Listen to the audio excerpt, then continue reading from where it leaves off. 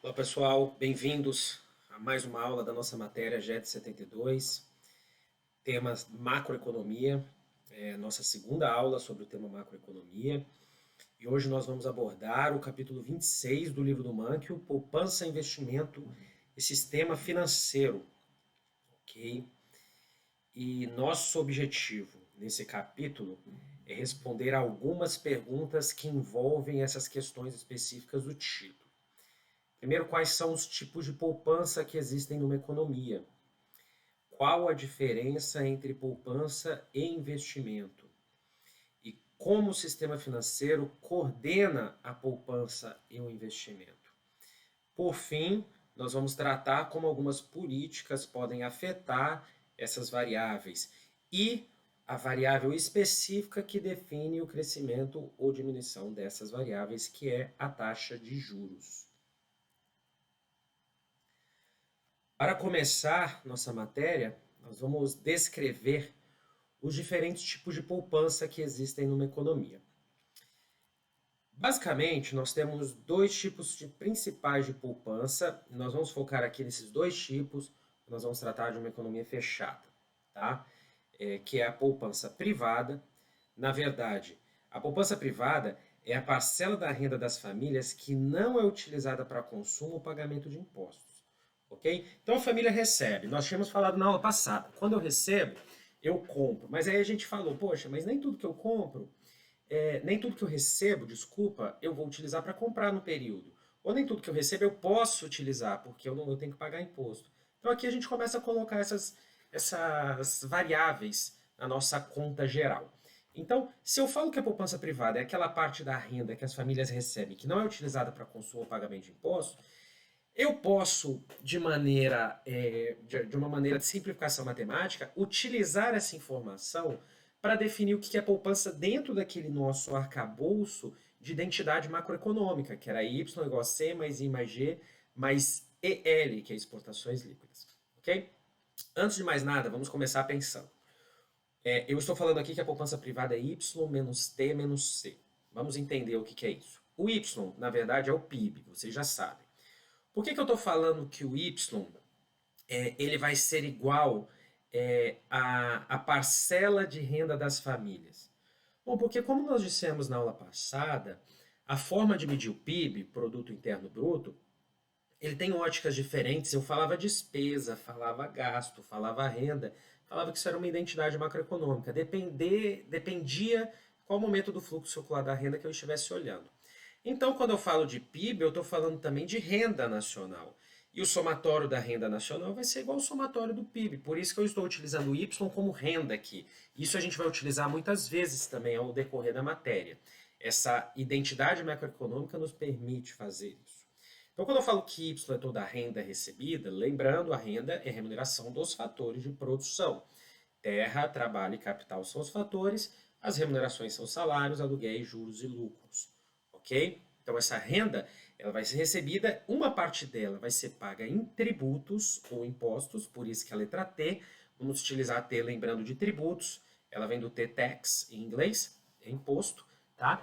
Ou é utilizada em consumo. Então, o que ele está querendo dizer aqui é que a poupança é a diferença do que eu recebo, menos o que eu pago de imposto e menos o que eu consumo, que é exatamente a frase que nós estamos falando acima. Ok? E uma outra poupança que nós vamos utilizar, que nós vamos ver, é a poupança pública. Que a poupança pública é a receita dos impostos que o governo recebe, menos os gastos do governo. Certo? Ela é mais simples. E quando eu falo de público, eu estou falando de todos os governos. Então, tudo que o governo arrecada, que é tributo, menos o que ele gasta, é a poupança pública. Tá? Então, esses dois tipos de poupança, eles nos definem o que a gente chama de poupança nacional, certo? A poupança que um país tem é igual à poupança privada, mas mais a poupança pública. Tá? Se eu coloco aquelas identidades, aquelas variáveis macroeconômicas, eu posso somar esses dois. Poupança privada é Y menos T menos C. E a poupança pública é T menos G. Ok? Então, fazendo isso para chegar em alguma simplificação, para entender o que vai ser a poupança nesse sentido específico. Eu posso fazer algumas relações aqui nessas variáveis. Né? Eu posso retirar o T, porque ele se cancela, e juntar essas relações no sentido que eu vou ter que, como poupança nacional de resultado, eu vou ter que a poupança nacional é igual a Y menos consumo e menos gasto do governo. Então é tudo que se arrecada menos o que as famílias consumiram e menos o que o governo gasta, ok? É, é o que eu acabei de falar, a parcela da renda que não é utilizada para consumo ou para compras do governo. Agora, vamos pensar em uma relação entre essa poupança, que é a parcela que não é utilizada para compras do governo, ou para compra de consumo, ou para consumo das famílias. Vamos fazer essa relação de poupança com investimento. Para fazer isso, a gente vai fazer algumas simplificações, tá? Primeiro, vamos lembrar da identidade das contas nacionais que a gente viu na aula passada, que era Y igual a C mais I mais G mais EL, mais exportações líquidas, certo?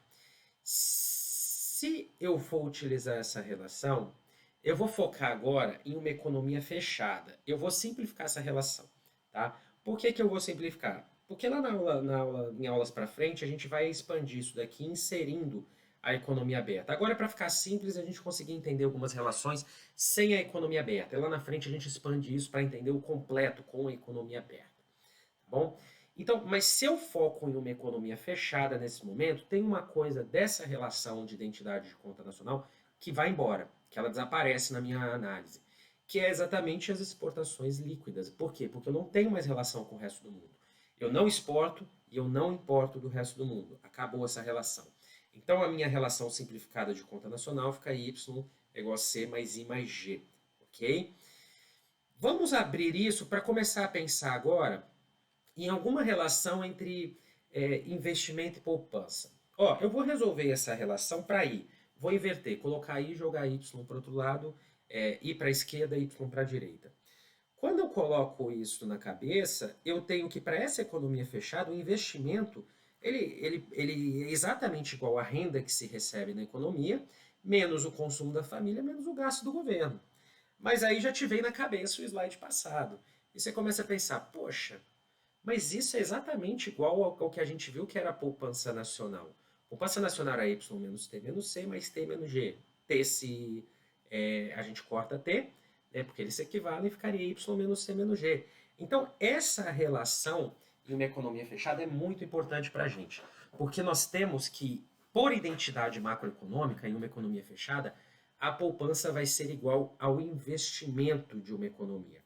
Tá? Vamos guardar isso porque a gente vai jogar essa relação para frente e vai entender mais ou menos o que ela vai significar na questão de empréstimos, de demanda e oferta de empréstimos. Ok? Antes disso, só para a gente delinear um pouquinho e algumas definições, porque lá na frente a gente vai falar sobre elas, falar um pouquinho de déficits e superávites do governo. Bom, um superávit do governo ele é um excesso de receita de impostos sobre os gastos do governo. O que significa uma situação dessa? Um superávit do governo significa que o governo tem arrecadado mais do que gasto. Então, todo ano, não só todo ano, todo trimestre, igual às contas nacionais, tá? Mas vou falar todo ano para simplificar. Todo ano é feita uma relação, onde o governo vai estabelecer o quanto que ele recebeu, o quanto que ele gastou, e vai verificar se ele teve um superávit. Nesse caso, ele pode ter um superávit que no sentido de que ele recebeu mais do que ele gastou, tá? Um superávit seria uma relação T menos G, onde T é maior do que G, então o superávit é onde essa relação fica maior do que zero, tá ok? E prestem atenção, um superávit do governo, ele nada mais é do que uma poupança pública. É a mesma coisa, eu estou falando aqui. Se o governo teve um superávit, é porque ele aumentou a poupança pública, tá? T menos G, ele arrecadou mais do que ele gastou. E o déficit é exatamente o contrário, né? Se eu tenho um déficit, eu estou falando que a arrecadação tributária é menor que os gastos do governo. Então, seria que gasto menos T. Seria G menos T para dar o resultado maior do que zero, que seria um déficit, né? Isso seria menos poupança pública. É importante guardar isso daqui, porque quando nós estamos falando de um superávit, então, nós estamos falando de uma situação onde o governo aumentou a poupança pública, certo? E quando nós estamos falando de déficit, nós estamos falando de um caso onde o governo diminuiu a poupança pública dessa economia total, ok? Também para fazer algumas definições antes de partir para a análise gráfica, a gente precisa entender também o que é o significado de poupança e investimento, para ficar muito claro na nossa cabeça quando falar de poupança e quando está falando de investimento. Vamos voltar aqui. Na aula passada, nós também falamos para tomar cuidado, lembra? Coloquei uma nota. Investimento não é aquilo que você pensa que ouve na mídia. Não é investimento. Investimento não é investir, não é colocar dinheiro em ações ou títulos, ok? Vamos ver isso aqui, porque isso aqui vai ficar muito claro para vocês agora. Significado de poupança, poupança privada, é o resultado remanescente após as famílias pagarem os seus impostos e pagarem os gastos de consumo, tá? Então, aqui eu vou dar alguns exemplos do que as famílias fazem com as poupanças. Elas compram títulos corporativos ou ações, tá vendo? Isso não é investimento, isso é poupança, porque eu estou oferecendo dinheiro para receber algo em troca. Então, eu estou ofertando dinheiro. Isso é uma poupança. As famílias conseguem guardar, ela recebe 10 mil, ela guarda 2 mil, esses 2 mil vão ser uma oferta para comprar títulos ou ações. Elas podem comprar um certificado de depósito bancário, né, um CDB, que é famoso no mercado. Também é poupança, não é investimento. Posso comprar ações de um fundo mútuo, poupança. Deixar acumular nas contas de poupança corrente. Então, prestem atenção. Quando a gente fala de poupança, é um sentido muito mais amplo do que o produto poupança que vocês conhecem no mercado. Tá? A poupança é qualquer forma da família guardar ou buscar oferecer dinheiro para receber um retorno futuro, certo? As famílias, quando elas geram poupança, elas estão abrindo mão de consumo presente para aumentar o consumo futuro. Eu falo o seguinte: eu não quero consumir agora, eu quero ofertar esse dinheiro no mercado financeiro, e essa oferta minha do dinheiro no mercado financeiro, mais à frente, eu vou receber esse dinheiro de volta acrescido de alguma coisa de remuneração, porque senão eu não teria esse âmbito de querer fazer essa poupança. Tá ok? Investimento. O investimento é a compra do capital novo. Vocês lembram que a gente falou já na aula passada? O investimento, basicamente, é quando as empresas, as firmas, estabelecem alguma forma de aumentar a capacidade de produção de uma economia. Então, exemplos de investimento, por exemplo, aumentar uma fábrica, certo? De uma empresa no Brasil, você comprar um PC, um computador pessoal para os seus próprios negócios, alavancando a capacidade da sua empresa de fornecer produtos ou serviços, tá? Seria o caso, por exemplo, também de parentes nossos comprarem uma casa, mentira, construírem uma casa, desculpa. Você comprar equipamentos para a construção de uma nova casa. E isso gera investimento, porque eu estou demandando novos produtos na economia. Então, essa é o investimento. Lembrando aqui de novo, a gente está colocando isso nos slides sempre, para que isso fique muito claro na mente de vocês. Apesar de vermos na sociedade em geral, nos meios de comunicação, que a gente fala de ver que as pessoas procuram, você quer ser um investidor? Não é isso, você quer ser um poupador. É isso que a gente está pensando aqui nos estudos de macroeconomia, tá ok? Dada essas questões específicas, a gente entra no âmbito do que a gente quer falar de poupança e investimento. Porque nós falamos aqui que nas identidades das contas nacionais, numa economia fechada, a poupança é igual ao investimento, certo? Então vamos começar a pensar como que isso se adequa agora, como que elas juntas, a gente consegue pensar nelas em uma relação de identidade com os aspectos específicos de cada uma. E para fazer isso, a gente entra na análise do mercado dos fundos emprestáveis, ok? Que nada mais é do que analisar o sistema de oferta e demanda no sistema financeiro. A gente vai entrar agora no sistema financeiro e ver como que isso pode ser regulado dentro dessas relações específicas de poupança e investimento. Isso nos ajuda a entender como o sistema financeiro coordena a poupança e o investimento. Como políticas de governo e outros fatores podem afetar a poupança ou investimento e aquela variável que eu tenho falado para vocês que definem as duas grandes variáveis macroeconômicas. Tá? Para fazer isso, a gente vai assumir algumas simplificações. Como a gente já fez em algum momento passado, como a gente fez na aula passada, para fazer as análises de maneira mais clara, a gente assume simplificações em várias vezes. Depois a gente acaba expandindo elas para ir para modelos mais complexos e realistas, tá? Primeira suposição que a gente vai assumir aqui é que nós temos somente um mercado financeiro. O que que isso significa? Que todos os poupadores depositam as suas poupanças neste mercado. Então nós estamos querendo dizer o seguinte: esse mercado financeiro é um mercado único que fornece apenas uma sinalização de mercado. Então eu não tenho vários produtos financeiros aqui agora, tá? Eu não tenho poupança, não tenho CDI, CDB, ações, fundos de investimento imobiliário, não tenho tudo isso. Eu tenho um mercado financeiro só que tem determinado produto. E para esse determinado produto, todos os mutuários tomam empréstimos a partir desse mercado. Então, todos os tomadores de empréstimos, mutuário é igual a tomador de empréstimo, ok? Eles vão atrás desse mercado para tomar empréstimo. Não existe uma multidão, uma miscelânea de mercados como a gente está acostumado a ver. Dado que existe apenas um mercado, vai ter apenas uma taxa de juros para esse mercado. E essa taxa de juros, ela vai ser tanto o retorno da poupança, ou seja, tanto que eu vou pagar para aqueles que ofertarem poupança, ou seja, as famílias, né? Eu estou falando aqui de poupança privada agora, mas a família, ou o governo, se for poupança pública, quanto para aqueles que tomam os empréstimos para fazerem investimentos. Então essa é uma taxa de juros só que está dada, ok? Nesse mercado. E a partir daí a gente começa a pensar nesse mercado. E a gente começa a pensar, já dado que um mercado é um sistema onde existe uma oferta e uma demanda, nosso primeiro entendimento é que a oferta de fundos de empréstimo ela vem da poupança. Porque quem vai ofertar dinheiro, quem vai ofertar moeda nesse sistema, vai ser aqueles que querem emprestar dinheiro, para que no futuro eles recebam uma taxa de juros. Então, a poupança é a mesma, a poupança tem a função da oferta no mercado de fundos emprestáveis, porque as famílias com renda extra, elas vão emprestar para ganhar os juros. E é muito importante, a sinalização da minha rentabilidade da poupança é justamente a taxa de juros. É o quanto que eu vou ser pago no futuro, dado que eu estou emprestando dinheiro hoje, ok? Então, essa é a função essa é a relação da poupança com a oferta. E a poupança pública, se ela é positiva, ela aumenta a poupança nacional e a oferta de fundos de investimento.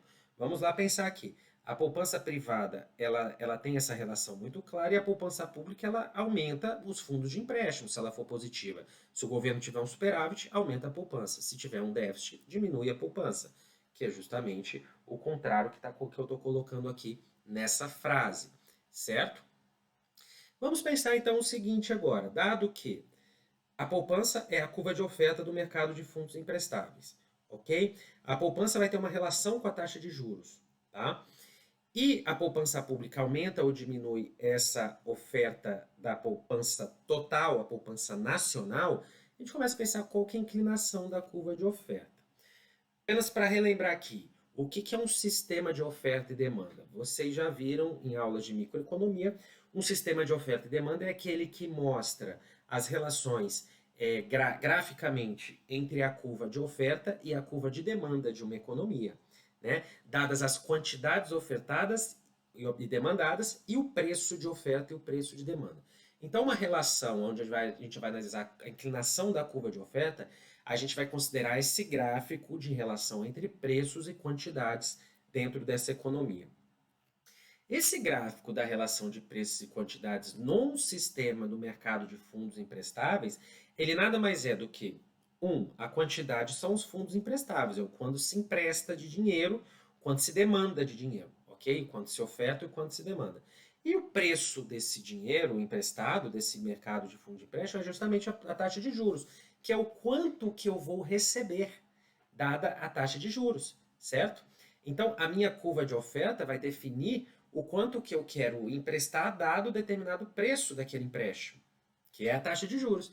E a curva de demanda vai dizer o contrário. Eu acho que a gente falando dessa forma já fica um pouco claro para vocês para pensar qual seria a inclinação da curva de oferta, tá? Ela é positivamente inclinada, como uma curva de oferta normal em mercados que atuam de maneira normal com bens, na produção de bens ou serviços que têm demanda positiva, certo? Por quê? Por que que a curva de oferta é positiva? Ela é positiva simplificadamente porque a relação preço e quantidade ela vai aumentar caso eu tenha um aumento da taxa de juros, que é o preço da oferta daquele bem.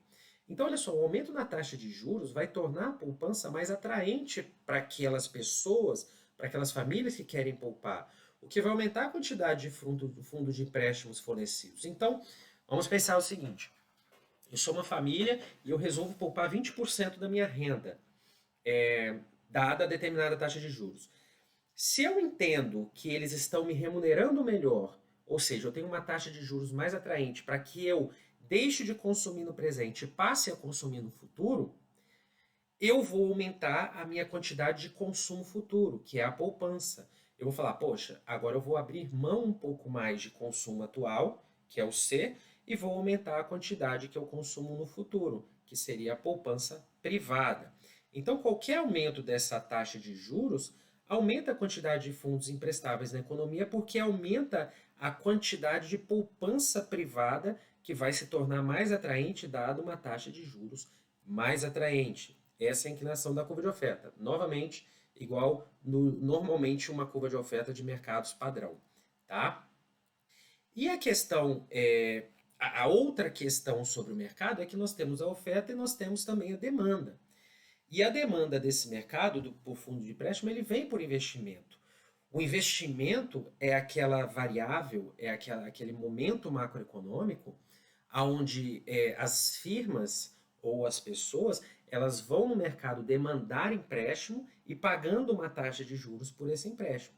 Então, o investimento ele define qual que é a demanda, porque as empresas contraem para pagar novos equipamentos, para construir novas fábricas. Eu contraio como família para comprar nova casa, certo?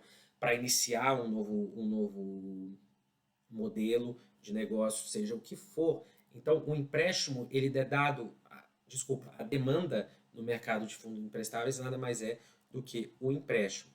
E se a gente joga isso de novo na curva de demanda, eu acho que já fica uma relação clara também para todos, que a relação é inversa nesse caso. Por quê? Vamos pensar nessa demanda específica que eu tenho determinada taxa de juros, determinada quantidade de fundos emprestáveis àquela taxa de juros. Por quê? Isso está sinalizando o quê?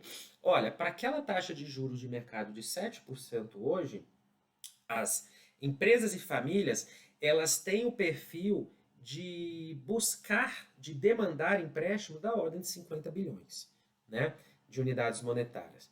Porém, se a taxa de juros cai, ela vai reduzir o custo de eu tomar emprestado, o que vai aumentar a quantidade de fundo de empréstimos demandada. Então, uma queda nessa taxa de juros vai aumentar a quantidade de empréstimos que as pessoas querem fazer, porque vai ficar mais barato para eu pagar no futuro, certo? Uma forma muito clara da gente visualizar isso no cotidiano da nossa vida são notícias sobre a taxa de juros da economia e os impactos dela sobre os empréstimos no mercado imobiliário, certo? Sobre os empréstimos, principalmente que a Caixa Econômica Federal normalmente costuma fazer, tá? Então essa relação também é clara e essa relação é válida tanto para famílias como para empresas nos tomadores de empréstimos privados, ok? E se essas relações de oferta e demanda estão dadas e são claras da forma como a gente retratou aqui, nós temos um equilíbrio de mercado também, um equilíbrio no formato normal de curva de oferta e demanda de mercados, como um todo, no qual nós teremos que uma taxa de juros se ajusta para equilibrar a oferta e demanda dessa economia. Então, dada a quantidade de empréstimos, de demanda de tomadores de empréstimos necessária ou desejável para determinadas taxas de juros, nós temos também a quantidade de oferta de fundos de empréstimos necessária para determinadas taxas de juros dos poupantes, dos poupadores, certo? E essa taxa de juros ela vai se ajustar para equilibrar a oferta e demanda nessa economia, de forma com que em algum momento específico eu vou ter equilíbrios de mercado, onde determinada taxa de juros é praticada para determinada quantidade de fundos que podem ser emprestáveis, ok? E esse equilíbrio nos fundos emprestáveis é justamente igual ao resultado poupança e investimento. Vocês conseguem entender? Por quê? Porque se a demanda é investimento e a oferta é poupança, o ponto de encontro onde a taxa de juros equilibra esse mercado é o ponto de taxa de juros onde há o equilíbrio poupança e investimento na minha economia como um todo, certo? Então, nesse caso específico, nós teríamos o equilíbrio uma taxa de juros a 5% e uma quantidade de fundos emprestáveis na ordem de 60 bilhões. Dadas as questões já discutidas até agora e que nós conseguimos apresentar um mercado de fundos emprestáveis, vamos começar a pensar agora em políticas macroeconômicas que modificariam os resultados desse mercado de fundos emprestáveis. Vamos falar de duas políticas. A primeira dela nós vamos dizer sobre os incentivos à poupança. Como que funcionariam os incentivos à poupança? Primeiramente, é uma política macroeconômica no qual o governo, especificamente nesse caso, ele tentaria provocar uma capacidade de aumentar a quantidade de poupança que as pessoas poderiam realizar na sociedade. Uma política poderia ser, por exemplo, diminuição do imposto de renda geral, porque a diminuição do imposto de renda geral podia aumentar a quantidade de renda total dessa sociedade, das pessoas, e essa quantidade de renda total aumentaria a quantidade de poupança nessa economia. Ok? Esse é só um exemplo, mas é um exemplo bastante razoável. Como que funcionaria uma política de incentivo à poupança? Primeiro, o incentivo em imposto para a poupança vai aumentar a oferta de poupança dessa economia. Correto? Por quê? Porque se eu tenho agora maior incentivo para poupar, se eu vou aumentar a minha propensão a poupar, eu aumento a oferta de poupança privada dessa economia.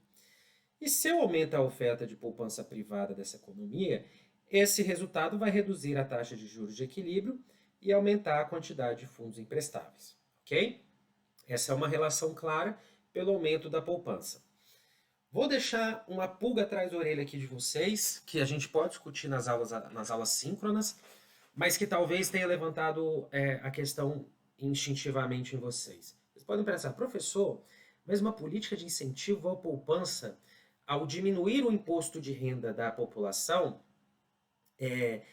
como que ela vai aumentar a poupança? Tudo bem, ela aumenta a poupança privada, professor. Mas se o governo reduziu a quantidade de imposto que ele cobrou, isso reduz a poupança pública. Certo?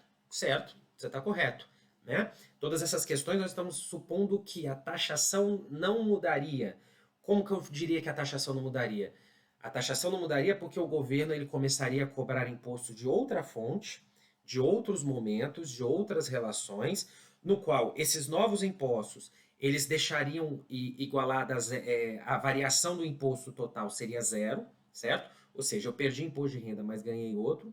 Tá? E mesmo assim eu manteria o incentivo à poupança. Por quê? Um outro exemplo agora. Eu diminui o imposto de renda, então eu incentivei a poupança, e aumentei cobrança de imposto sobre produto industrializado, que teoricamente não impacta o aumento ou diminuição da poupança, mas impacta a quantidade de consumo de bens, certo?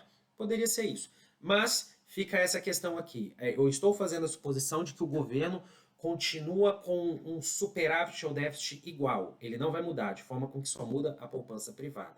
Ok, gente? Então, caso esse incentivo à poupança só mude a poupança privada, seria razoável que esse resultado acontecesse. Ou seja, aumento de oferta, reduz taxa de juros e aumenta a quantidade de fundos emprestáveis.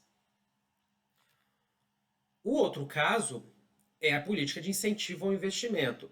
Então agora eu estou pensando de outra forma. Eu quero aumentar o incentivo ao investimento.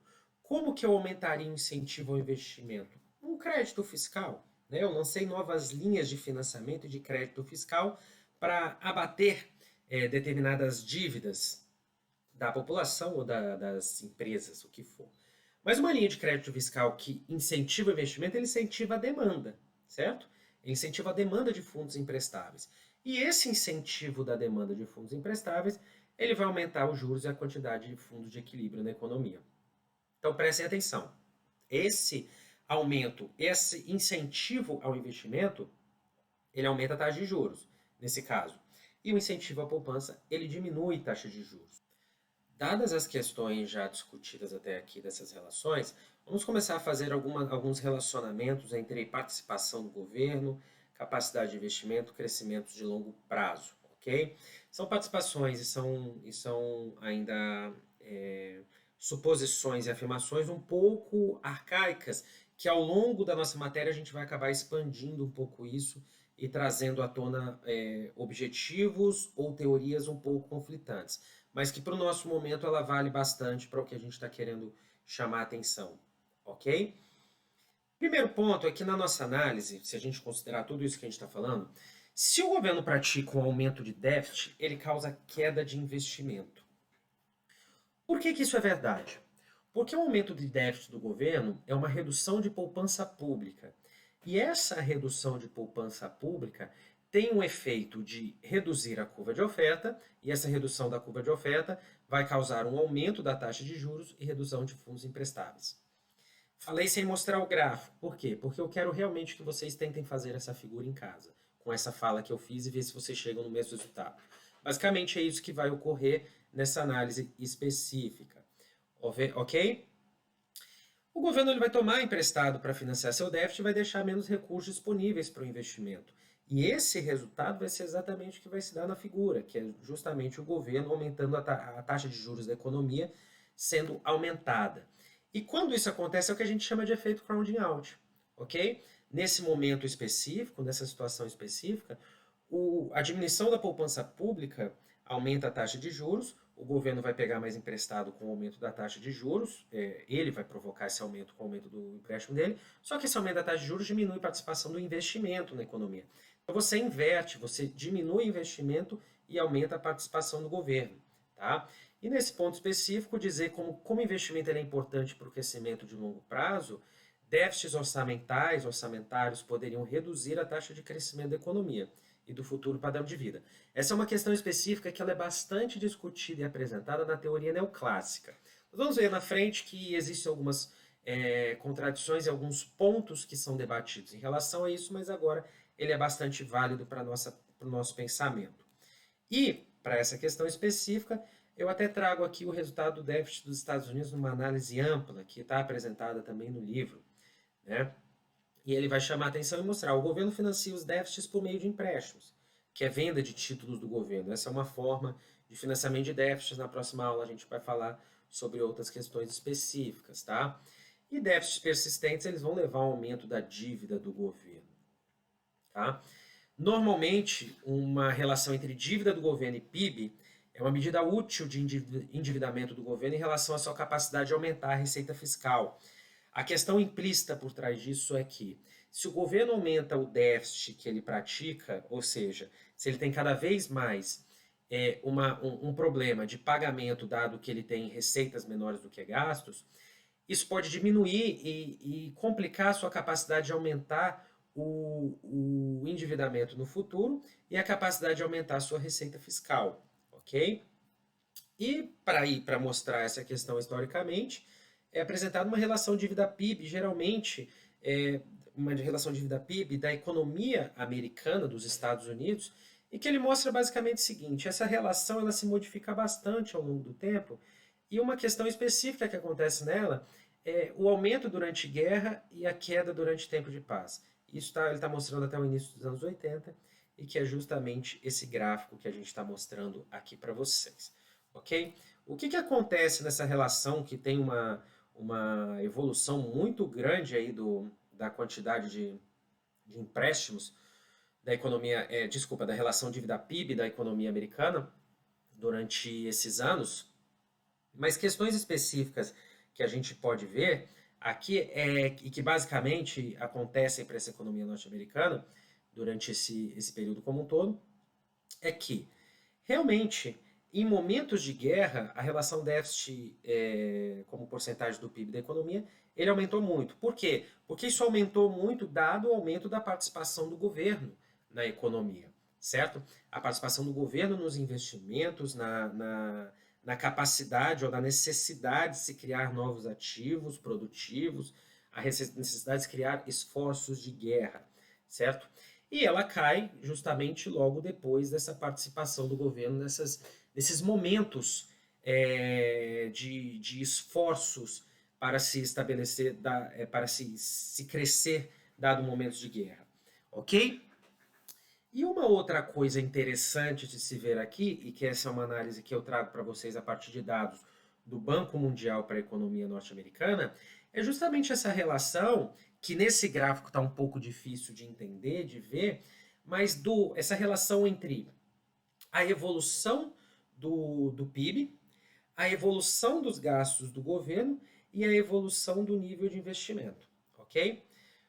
As áreas achuradas são momentos da economia dos Estados Unidos, onde são momentos classificados como recessão ou depressão econômica, ok? Então toda a área achurada que eu estou mostrando são momentos onde o PIB ele esteve numa tendência de queda que foi classificado como recessão ou depressão econômica. E é muito interessante ver aqui que existem momentos que parecem realmente distintos para a evolução do investimento e do gasto do governo. De maneira bastante simplista, eu apresento para vocês uma correlação, tá, entre as variáveis, uma correlação entre gasto do governo e investimento e uma correlação entre gasto do governo e PIB e PIB da economia. Vejam que essa relação é entre crescimento de um e crescimento do outro, tá? Eu não estou falando de variáveis a nível, estou falando de variáveis percentuais, tá? Mudanças de um ano para outro. E nessa relação a gente vê que ela é uma relação negativa. Ou seja, existe uma tendência normal, natural, de que existe uma relação negativa entre gasto do governo e investimento. Quando o crescimento do gasto do governo está. Quando o gasto do governo está crescendo, o nível de o crescimento do investimento é negativo, ele está caindo, certo? No qual um diminui, o outro cresce, ou um cresce, o outro diminui. Então essa relação ela basicamente é próxima àquilo que nós estávamos falando nos slides passados, que pode existir algum efeito crowding out, certo? E essa correlação gasto do governo e nível de produto também é negativa e até mais alta, né? No qual existe aumento de gasto do governo em momentos onde o crescimento do produto está sendo menor, tá? Ele está provavelmente em queda, a variação é em queda. Isso para a gente levanta questões muito interessantes que a gente vai discutir aqui agora. Porque à primeira vez você pode falar, olha, o governo tem que gastar menos porque ele causa queda do PIB. Mas a questão básica e necessária talvez não seja exatamente essa, se pensar, mas que o governo gasta mais quando o PIB tende a cair. Se você olha a evolução desse gráfico e os momentos de recessão econômica, você vai ver que, em grande parte deles, momentos que são classificados como momentos de recessão, eles são seguidos muitas vezes de momentos de crescimento do gasto do governo, com uma medida paliativa desse momento de queda da economia como um todo. Os gastos do governo crescem com uma medida paliativa da queda de um momento de recessão econômica. É isso que a gente está falando. Por que eu estou chamando a atenção disso? Porque, como a gente viu, há essa relação negativa, e isso significa o que a gente falou, que momento de crescimento, a relação entre aumento de investimento e queda do déficit, mas significa também que em época de recessão há queda de investimento e aumento do déficit público. Ok? Então isso daqui é uma coisa muito importante para a gente guardar, que é a possibilidade de um comportamento contracíclico de gasto do governo. Ou seja, podem ser que existam momentos onde o gasto do governo seja muito importante. Por quê? Porque por existir até esse efeito crowding out, por existir um efeito de uma relação muito forte entre investimento e PIB, essa relação ela tem que ser suprida por outros gastos que não sejam aqueles que eventualmente o setor privado conseguiria suprir, ok? Que estaria de fora dessas capacidades específicas. Nós terminamos aqui a aula de hoje, trazendo para vocês as conclusões que nós tomamos daquilo que foi levantado. Primeiro que, como qualquer mercado financeiro, ele tem regras de demanda e oferta, onde a demanda é dada pelo investimento, a oferta é dada pela poupança, e essa poupança nacional é dada pela poupança pública e privada. A poupança é igual ao investimento, numa economia fechada, e que pode existir um efeito crowding out entre investimento e gasto do governo. E a observação da economia norte-americana até nos mostrou essa relação para os últimos anos, ok? E os gastos do governo, eles parecem ser contracíclicos, eles podem ter impactos se praticados de maneira contracíclica, certo? Nós ficamos aqui, acabamos essa aula, um abraço a todos e até a próxima aula.